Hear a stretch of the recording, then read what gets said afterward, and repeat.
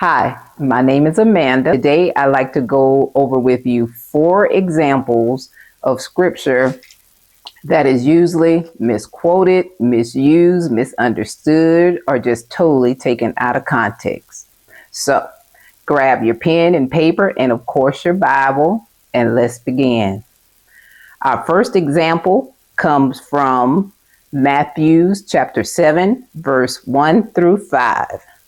Matthew chapter 7, verse 1 through 5. Can you read that for me, please? Chapter 7, verse 1 through 5. Do not judge others, and you will not be judged.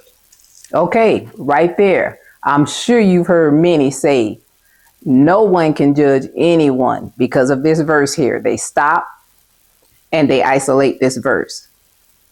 Do not judge, okay? Only God can judge. No one should be judging anyone.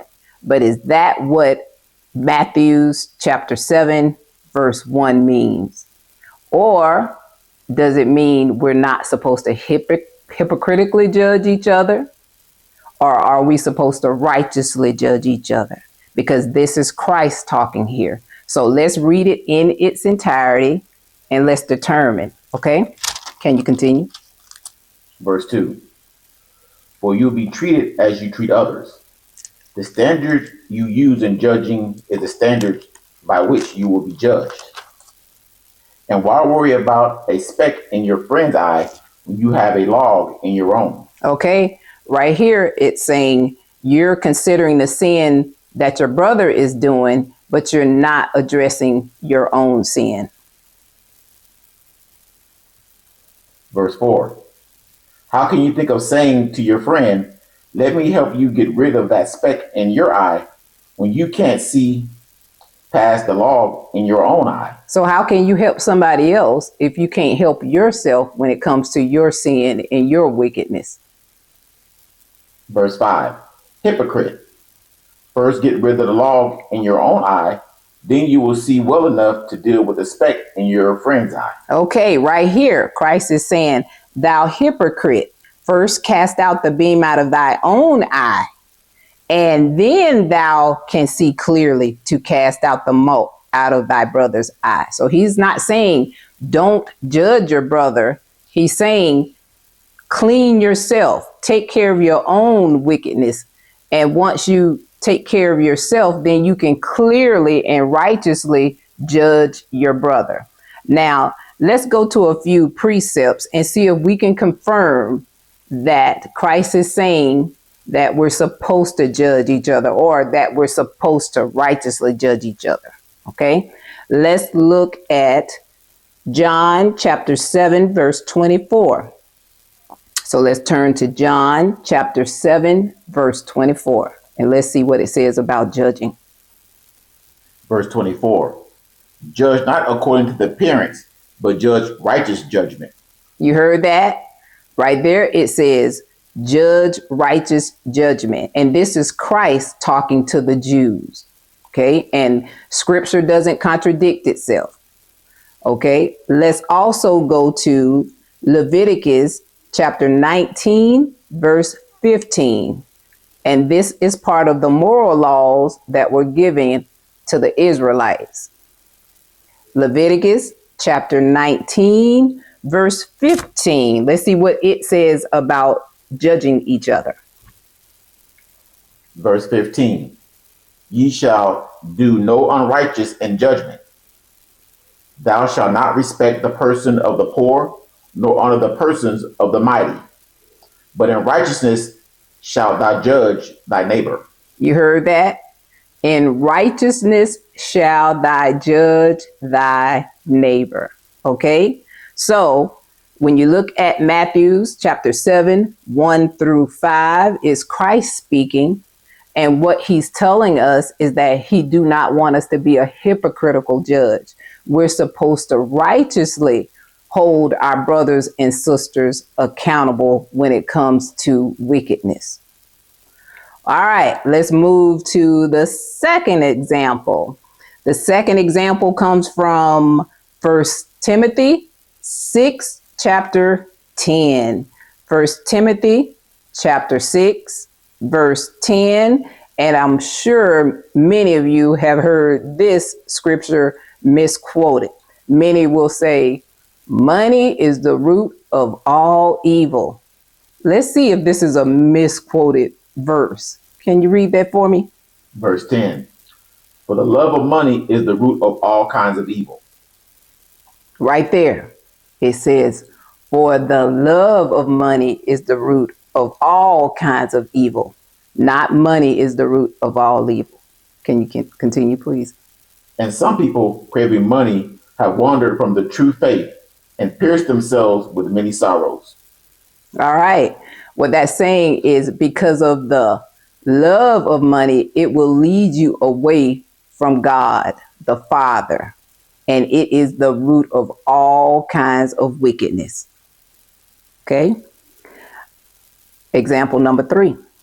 Example number 3 comes from Matthew chapter 15, verse 11. Matthew chapter 15, verse 11. Can you read that for me, please? 15, verse 11. It's not what goes into your mouth that defiles you. You are defiled by the words that come out of your mouth. Okay, this scripture right here is usually misused. It's not what goes in the mouth that defiles you, it's what comes out of the mouth that defiles you. So many misuse this to say that scripture is telling us that we do not have to follow the dietary law, and that's not true. It's saying you can eat whatever you want. At least that's what they tell you, that this scripture here confirms you can eat whatever you want to, but they're taking it out of context. This scripture isn't about eating anything you want to eat, regardless if you believe you should be following the dietary law or not. You shouldn't use this scripture to justify it, because that's not what it means. And I'm going to give you a little backdrop about this scripture to keep it in context. This is the Pharisees and Sadducees, and they're chastising the disciples because they're eating with dirty hands. And that was the tradition. Is the tradition back then was to wash your hands, and it's the tradition now. So that's what's going on.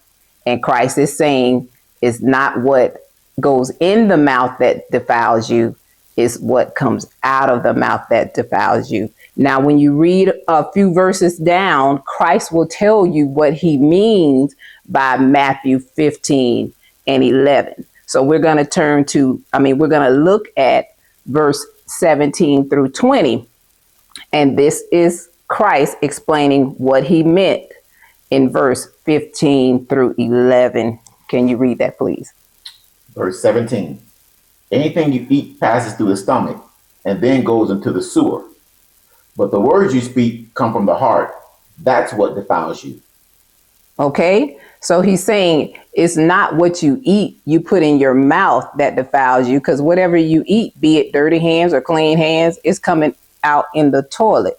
But what comes out of your heart, what you say, how you behave, what you do, that's what defiles you. Continue, please. Verse 19. For from the heart comes evil thoughts, murder, adultery, all sexual immorality, theft, lying, and slander. These are what defiles you. Eating with unwashed hands will never defile you. Okay, there it is. Eating with unwashed hands. That is what this is about. It's not about you can eat anything you want to.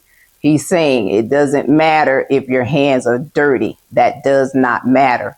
But what comes out of your heart, how you behave, wickedness, that matters if wickedness comes out of your heart. So quit worrying about if somebody's eating with dirty hands. When you keep this in context, that's what it's about. Okay? Now, our last example will come from Philippians 4 and 13. So turn to chapter 4, verse 13. And I'm going to have you read that, please. Verse 13. For I can do everything through Christ who gives me strength. All right. I know I've heard that plenty of times, so I'm sure you have too. I can do anything through Christ that strengthens me. Most people use this as a means of personal empowerment, which means I can swim every sea, I can climb every mountain. Anything that I can imagine, I can do through the strength that Christ gives me. But is that what this means? That you can do anything that you can imagine? Or does this mean that no matter if it's good times or I'm in bad times, if I'm going through hardships, I will be content because of the strength that Christ gives me. So the strength that Christ gives me, no matter what situation I'm in, I can bear it. So let's see if that's what it means. And also, I want you to be aware that this is Paul speaking, and Paul is in prison, and he's hungry, and he's locked up. Okay? So let's go to verse 10 through 13, and let's see if this will define if this is about personal empowerment or about being content through the strength of Christ. So we're still in chapter 4. We're going to start at 10 and go through 13. Can you read that, please? Verse 10. How I praise the Lord that you are concerned about me again. I know you have always been concerned for me, but you didn't have the chance to help me. Not that I was ever in need, for I have learned how to be content with whatever I have. All right. Remember, Paul is in prison, and he's saying that he has learned to be content with whatever he has. Can you continue? Verse 12. I know how to live on almost nothing or with everything. I have learned the secrets of living in every situation, whether it is with a full stomach or empty one, with plenty or little. For I can do all things through Christ who gives me strength. So did you hear that? He said he has learned to live with the situation when he has plenty or little. It doesn't matter what situation he's in, hardship, the good times, the bad times.